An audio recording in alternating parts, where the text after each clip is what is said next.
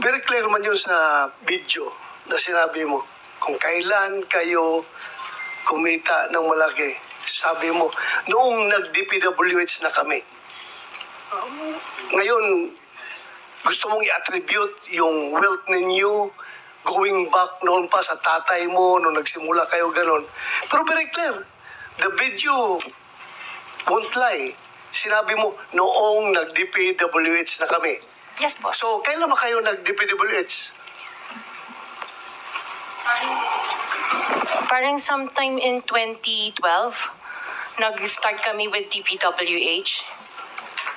Can you be definite with your answer? Parang 2012? Oh, please, because you're under oath, please Yes po. make sure of your answers. Sometime in 2012, we started with DPWH. We started with joining biddings. Pero prior to that, we were with local government. Yung mga flood control projects, kailan kayo nag-engage ng flood control projects sa DPWH? Siguro mga 2016 onwards. Please make sure of your answer. Yes po, 2016 onwards po. 2016 onwards? Yes po.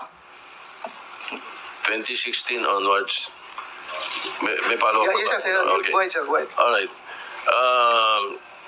Kasi based on your... Una sa lahat, would like to clear the reason that we're asking you this, and centering on you at the start.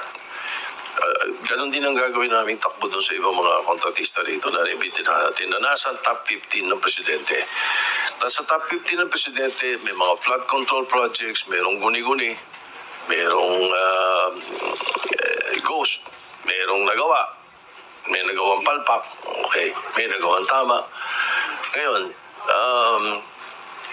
tapos marinig namin yung kwento sa television na tungkol doon sa sinasabi nyo na napakarami ninyong kinita at ika nga sa DPWH to 2016 kayo nag-umpisa sa DPWH, pero yung mga pinakitang mga sasakyan ninyo ay 2022, 2025, 2024. So lately yung matindi, hindi po ba, na mga income ninyo? Mga anong taon kaya sa tingin ninyo? What year would you say that you were able to engage or be able to get projects from the DPWH for flood control projects? What year? Yun nga po, nag-start kami makakuha ng pailan-ilan, pero 2016 po onwards po. Yes. 2016 on.